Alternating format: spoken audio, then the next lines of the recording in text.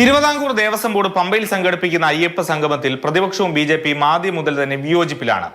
എന്നാൽ NSS പരസ്യമായി മാതൃഭൂമി ന്യൂസിലൂടെ പിന്തുണ പ്രഖ്യാപിച്ചത് ഇരുവിഭാഗത്തിന്റെയും നിലപാടിന് തിരിച്ചടിയായി. ഇതോടെയാണ് NSS വൈസ് പ്രസിഡന്റ് സംഗീത് കുമാറിന്റെ നിലപാടിനെ രൂക്ഷ ഭാഷയിൽ വിമർശിച്ച് കുമ്മൻ രാജശേഖരൻ രംഗത്തെത്തിയത്. കരയോഗം പ്രസിഡന്റുമാരുടെ മക്കളും പ്രസിഡന്റുമാരും ഒക്കെ കേസുകളിൽ കുടുങ്ങി ഇന്നും കോടതി കയറി ഇറങ്ങിക്കൊണ്ടിരിക്കുകയാണ്. അവരുടെയൊക്കെ തൊഴിൽ, അവരുടെയൊക്കെ ഭാവി അപകടത്തിലാണ്. ഈ കേസുകാരൻ പലർക്കും പാസ്പോർട്ട് എടുക്കാൻ നിവൃത്തിയില്ല.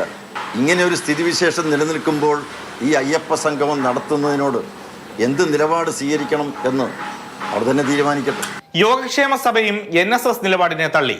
സാമ്പത്തിക താല്പര്യമാണ് സർക്കാരിന്റെ ലക്ഷ്യമെന്ന് തുറന്നടിച്ചു. പമ്പയിൽ നടക്കുന്ന ഈ സംഭവം അതൊരു സാമ്പത്തിക വിഷയങ്ങളാണോ, ഇനി അതല്ല ഇലക്ഷൻ, നാടൻ ഭാഷയിൽ പറഞ്ഞാൽ ഇലക്ഷൻ സ്റ്റാൻഡാണോ, ഇതൊക്കെയാണോ ഉദ്ദേശിക്കുന്നത്? സംശയം തോന്നിപ്പോന്നില്ല. ആരും കുറ്റം പറയാൻ പറ്റില്ല. നമുക്കൊരു ആശങ്കയുണ്ട് ഈ പമ്പയിൽ നടക്കുന്ന സംഗമത്തിൽ.